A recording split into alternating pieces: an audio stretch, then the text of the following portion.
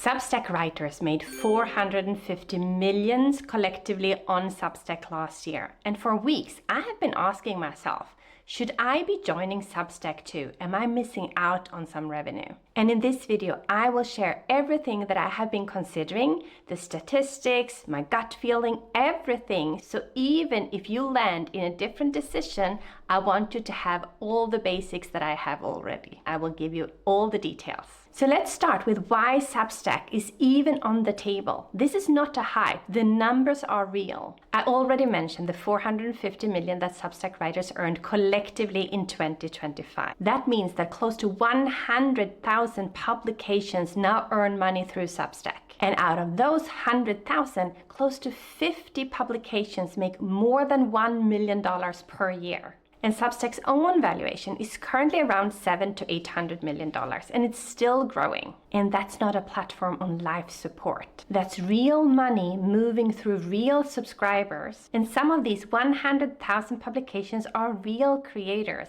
not some big media companies. So when I say I hesitated, it's not because that there isn't any opportunity, because there is a huge opportunity if you want to jump on the Substack train. Here's my hesitation. I'm just going to say it. I'm thinking, is Substack the new Clubhouse? And I don't even know if you remember Clubhouse at all. So many people jumped on the Clubhouse train in 2021. That was the thing back then.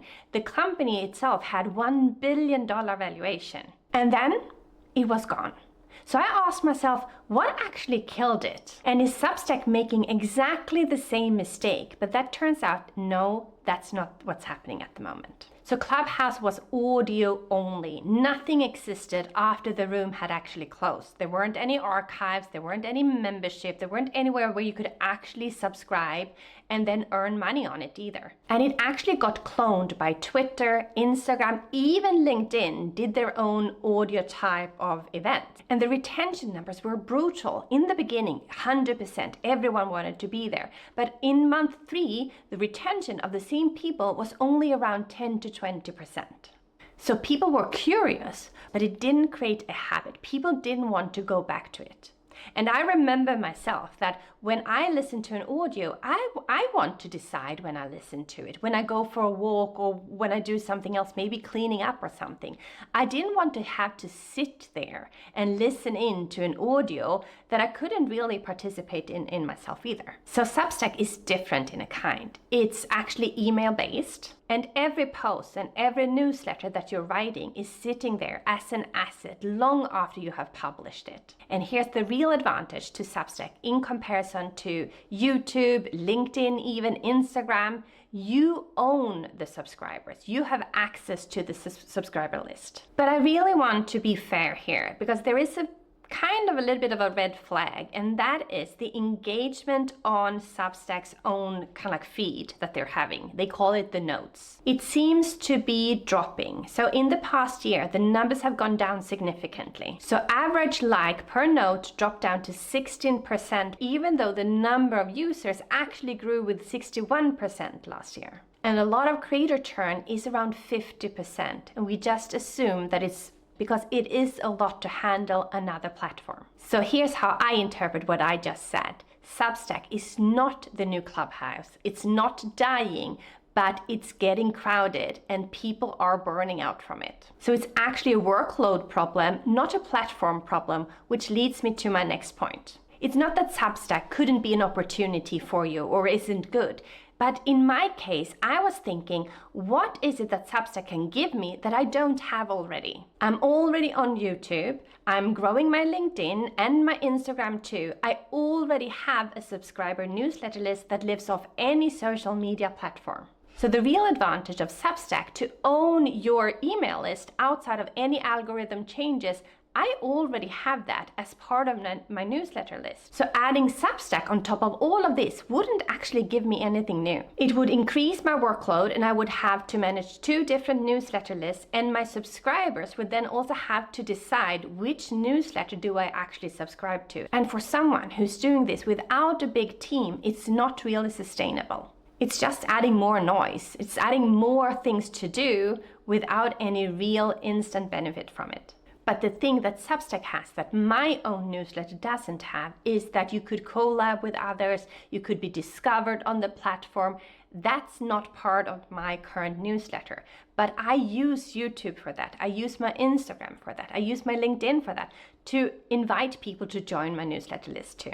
So if your growth plan depends on the platform helping you to find subscribers, then Substack could be a great option. I suggest that you sit with this question: what is it that I need to optimize, and where can I bring in more people into my world?